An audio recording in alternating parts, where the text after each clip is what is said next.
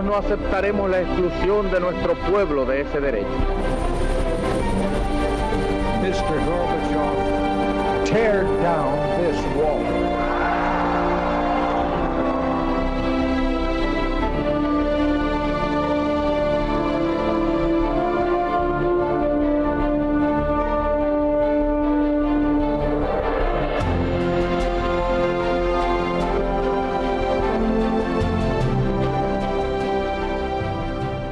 Muy buenas noches, señoras, caballeros, bienvenidos a Tiempos Modernos en Intereconomía. Hace unos pocos días el Partido Nacionalista Vasco, el gobierno vasco, exigía al gobierno de España que pidiera perdón por el bombardeo de Guernica y otras cosas. Es un argumento interesante para tratar de recordar. Este Partido Nacionalista Vasco es heredero de lo que fue el Partido Nacionalista Vasco durante la Guerra Civil. ¿Y qué hizo el Partido Nacionalista Vasco durante la Guerra Civil? Resulta que también tiene vergüenzas que ocultar, como todos en una guerra civil, evidentemente. La cosa es que, a raíz de aquel episodio, Pedro Fernández Barbadillo, periodista, escritor, vasco, historiador, recordó algunos acontecimientos muy interesantes de lo que ocurrió en el País Vasco durante el gobierno del Partido Nacionalista Vasco en aquellos años. Vamos a verlo muy resumido en un breve vídeo y enseguida, con Pedro Fernández Barbadillo, entramos a fondo en la cuestión. El nacionalismo vasco ha construido su propia memoria histórica, subrayando su lealtad a la Segunda República y su oposición al régimen de Franco. Esto, sin embargo, no es enteradamente verdad. Ni el PNV fue fiel al Frente Popular, ni el Frente Popular se fió nunca del PNV. El socialista Indalecio Prieto llamaba al gobierno autónomo vasco Gibraltar vaticanista, y los nacionalistas vascos, por su parte, jugarán siempre a dos bandas o más. Cuando estalla la sublevación del 18 de julio, el PNV se rompe. En Navarra y en Álava apoya el alzamiento. En Vizcaya y Guipúzcoa, por el contrario, opta por secundar al Frente Popular, porque las milicias de izquierdas se han hecho con el control del territorio. Pocos meses antes, conspiradores militares como el general Orgaz daban por hecho que el PNV, partido confesional católico, se levantaría contra la República Roja.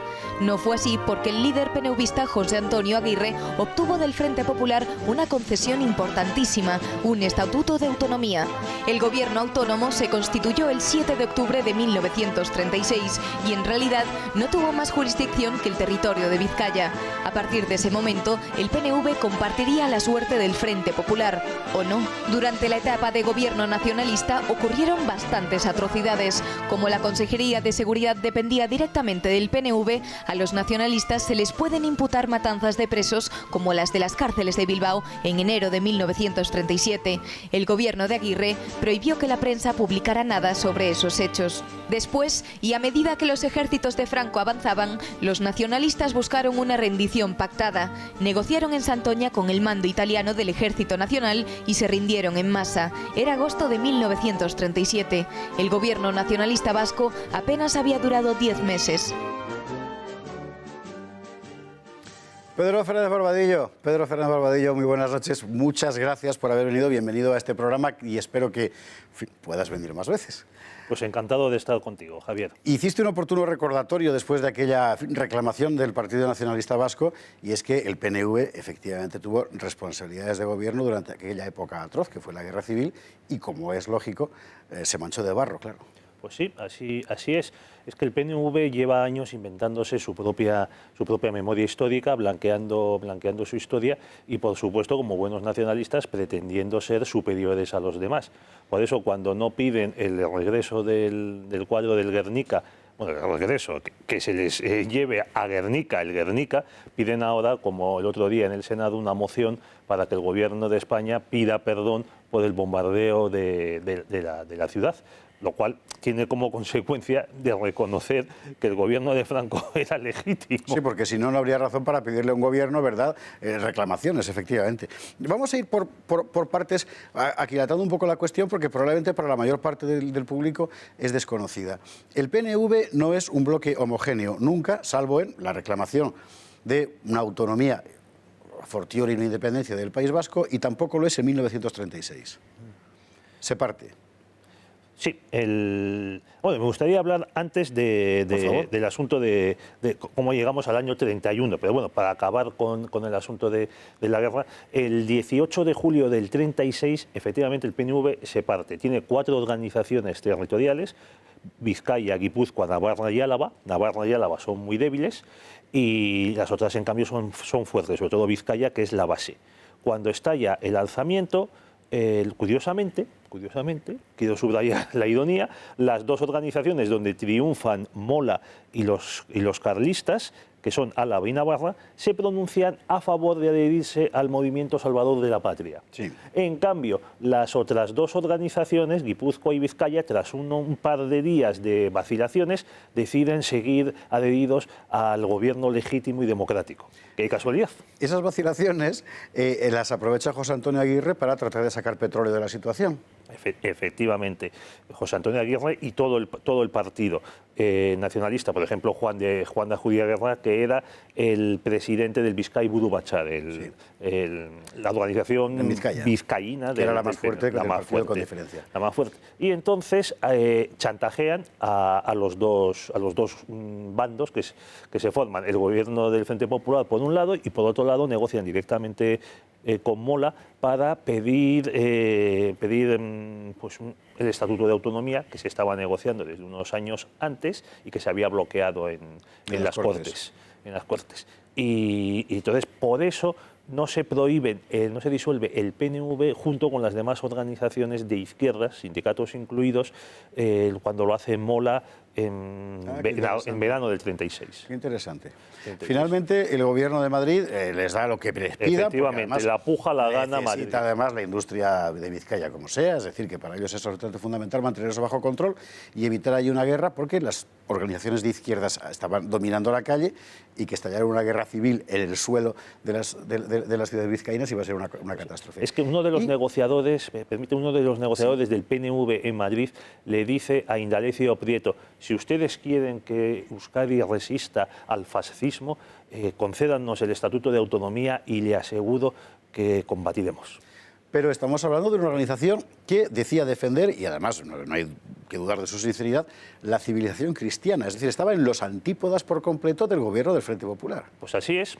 Por eso, precisamente, demos un salto al 31. En las Cortes Constituyentes forma con los carlistas y con la derecha que había quedado desbandada, forma la minoría vasco-navarra, 21, 22 diputados, que se constituye en las Cortes como un bloque opuesto a la política anticlerical, sectaria de la izquierda. Republicanos. Y es tal el miedo que hay a la izquierda que en agosto del 31 el PNV organiza una especie de desfile de sus juventudes, los mendigoichales, que eran una especie de montañeros que iban, ante el general Luis Orgaz en Deva, Guipúzcoa. Efectivamente, es cuando Orgaz dice, lo cuenta Arilza, que con esta gente España estaba salvada frente al bolchevismo. Claro. Volvamos específicamente a la guerra civil, que era el asunto que suscitabas en tu artículo. Se conforma un gobierno de concentración, pero que preside Aguirre. Efectivamente. Y donde, además, las carteras fundamentales, en cuanto a seguridad y justicia, por ejemplo, son para el Partido Nacionalista Vasco. De gobernación, que es la que dices tú de seguridad, esta la preside Telesforo Monzón, que venía de presidir el mismo departamento en la Junta de Defensa de Guipúzcoa. Y que acabará en el mundo de ETA, por cierto, mucho tiempo después. Efectivamente. Sí, y además, Monzón es el que hace detener a Víctor Pradera, que estaba de vacaciones en San Sebastián, uno de los últimos ideólogos del tradicionalismo.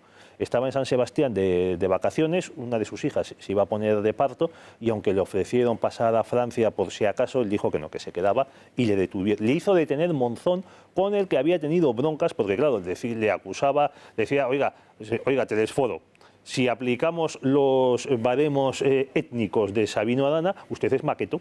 Claro. Con ese Monzón y ese Telesforo. La cuestión es la siguiente. Como en toda España del Frente Popular, hay una realidad institucional de quien gobierna y luego hay una realidad de poder fáctico en la calle, que es de las milicias de los partidos y sindicatos del Frente Popular. En el País Vasco, en concreto en Bilbao, durante esos meses, porque más de 10 meses, la aventura de gobierno del PNV, se van a producir varias matanzas, a las que al PNV le concierne una responsabilidad, por lo menos política, clave, puesto que suya la responsabilidad de esa consejería. Pues sí, es que el PNV estaba un poco como Kerensky durante la revolución bolchevique, o sea, queriendo estar en los dos bandos, ni con los comunistas ni los rojos porque son ateos, bueno, claro, impíos no y tal. tampoco. Y nos van, por ejemplo, en Bilbao siguió funcionando la bolsa de valores, cosa que no sabía, la única de toda España. Pero tampoco quieren estar con la derecha española porque entonces no va a darnos el estatuto. Y claro, acabas recibiendo tortas de las dos partes. En Guipúzcoa, para acabar con este asunto, se producen varias sacas de presos de las cárceles de San Sebastián, hechos por milicias y ante la indiferencia completa del PNV. Es ahí donde es fusilado Víctor Pradera y su hijo. En Vizcaya también se producen primero unas cuantas matanzas entre finales de agosto y finales de octubre en los barcos prisión. Yeah.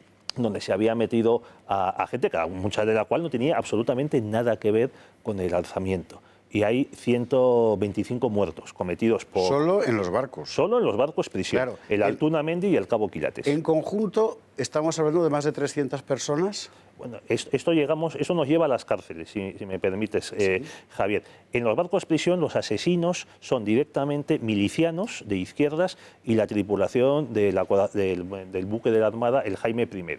Una vez constituido el gobierno vasco, como se ha dicho en el vídeo, el 7 de octubre, esos presos son trasladados a las cárceles que se habilitan en Bilbao. Estaba la provincial y luego 3 cárceles que eran antiguos conventos. Esas cárceles ya estaban bajo la dirección del gobierno vasco. Y es ahí, el 4 de enero de 1937, después la excusa es los incontrolados siempre están perfectamente controlados. Y lo espontáneo está perfectamente dirigido, como tú ya sabes.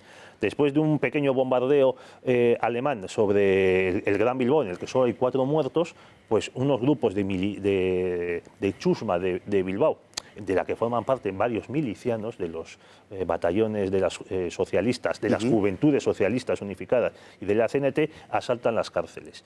En las 4 cárceles se matan en total a 224 personas. ¿Cuántas, perdón? 224 personas, más luego los que mueren de heridas. Es la mayor matanza producida en Bilbao. Incluso en el bombardeo de Guernica, que tanto sarpullido le provocan al PNV, la lista última de muertos, la más fiable, pues no llega a 160. En fin. Un asunto, desde luego, para seguir entrando, y entraremos sobre todo en esta otra parte que apuntaba al principio Pedro Fernández Barbadillo sobre lo que fue el PNV antes de la República, porque es muy interesante contarlo. Lo haremos también aquí en Tiempos Modernos, pero hoy no hay más tiempo para más. Lo fundamental es quedarse con esta idea. El PNV tuvo responsabilidades de gobierno también durante la Guerra Civil y tiene el expediente tan sucio como absolutamente toda España durante aquellos años, porque una guerra civil siempre es una guerra civil. También para el PNV. Pedro Fernández Barbadillo, muchísimas gracias por estar con nosotros aquí en Tiempos Modernos. Habrá más programas e iremos, por supuesto, mucho más adelante sobre ese fenómeno también determinante en la España del siglo XX, que ha sido el separatismo, el nacionalismo. Adiós. Muchísimas gracias y a ustedes muy buenas noches. Y mañana aquí en Tiempos Modernos, más.